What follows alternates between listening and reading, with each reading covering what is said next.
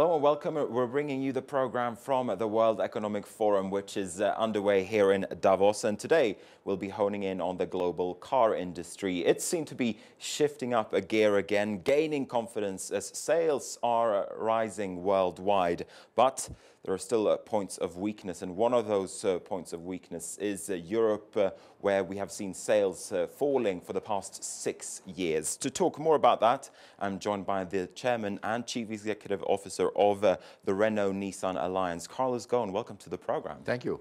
Now, let's start with Europe. Do you think that 2014 will be the year when we see car sales, if not rising rapidly, at least start ticking up again? Yes, without any doubt.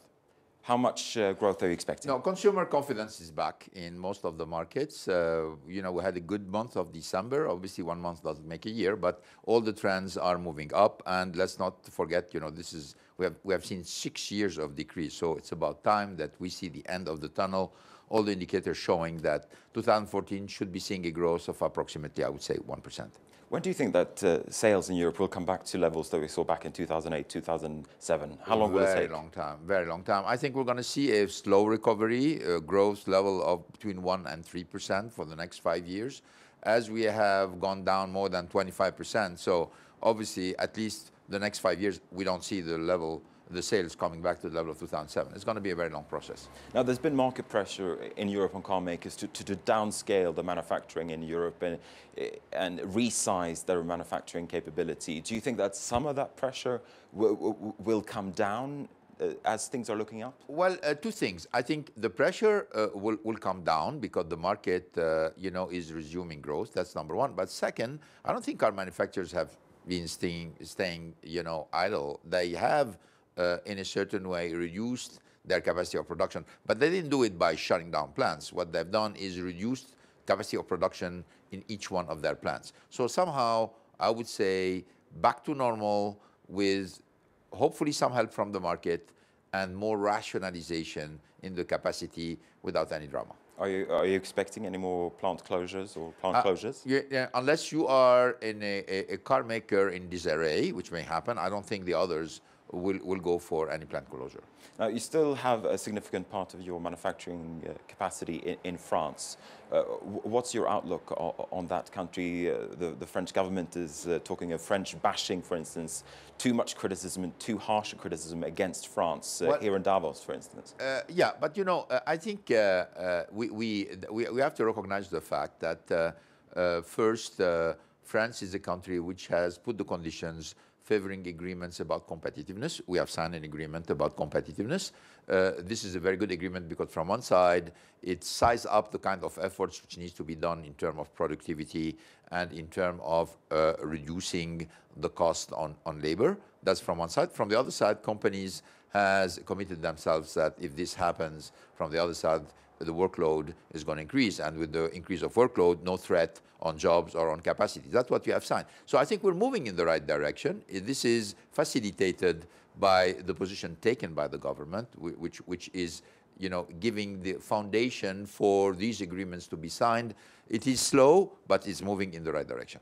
The French government says that as well, it's basically been welcoming the fact that Moody's did not downgrade France's credit rating just on Friday. Do you think that perhaps the French government is calling victory too soon? Yeah, I don't know if it's a victory, but at least there's been too much drama around France. I think it's a little bit exaggerated. A lot of things are moving. Yes, we can question the speed at which it's moving. It's going in the right direction. And the fact that Moody did not downgrade France, I think it's realistic. I don't think it's a victory. I don't think it's a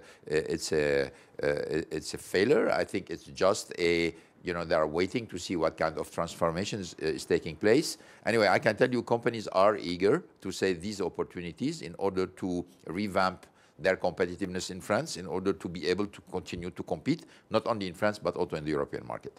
I get the impression that politics has dominated the week here in Davos to an extent that we haven't really seen in the past few years. For instance, there's been talk of a potential conflict between China and Japan.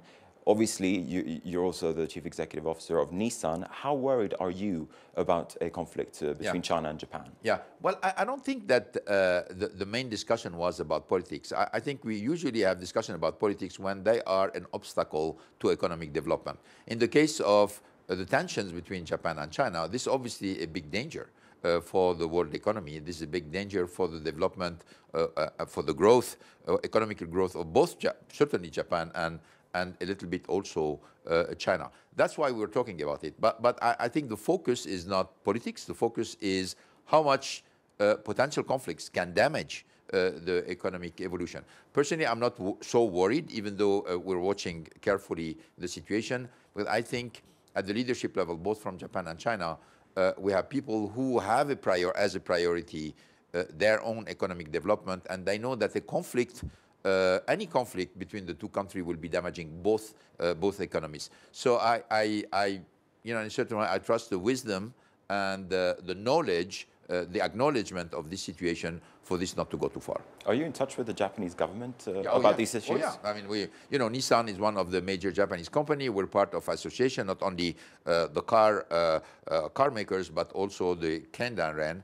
And we are all, because this is not something which is specific to Nissan, all companies in Japan are lobbying and pressuring and advising Japanese government for a lot of patience and wisdom, and particularly to transform this situation of tension between the two countries into some reliable, strong relationship, because we need China for the development of Japan in the future.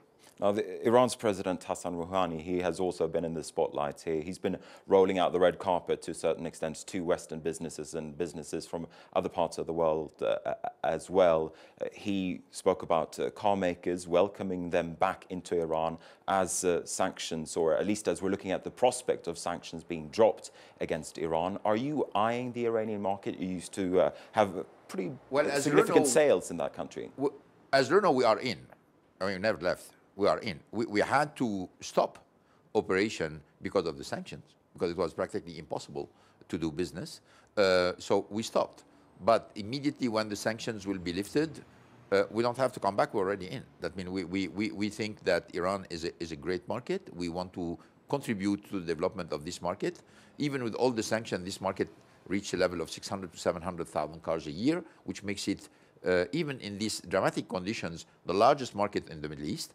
So when the sanctions will be lifted, I don't think it's if, it's I think when the sanctions will be lifted, because, and I hope it will happen soon, you're going to see not only us resuming operation, but many car makers coming to Iran to contribute to the development of the Iranian market. The potential of Iran is at least double what we're seeing today. The potential on short term is double, which will position it at 1.5 million cars, which obviously is one of the largest market, would be one of the largest market in the world.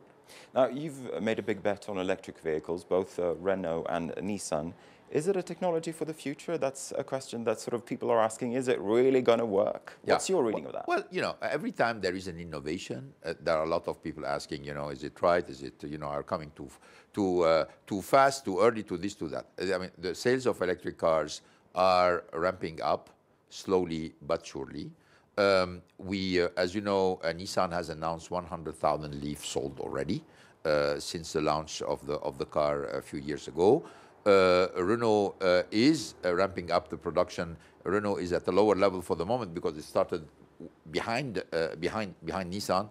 I'm extremely confident on the potential not only of electric car but of electrification of cars in the future.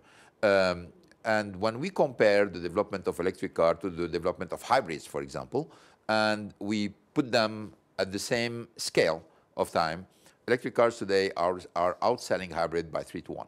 So the potential is here.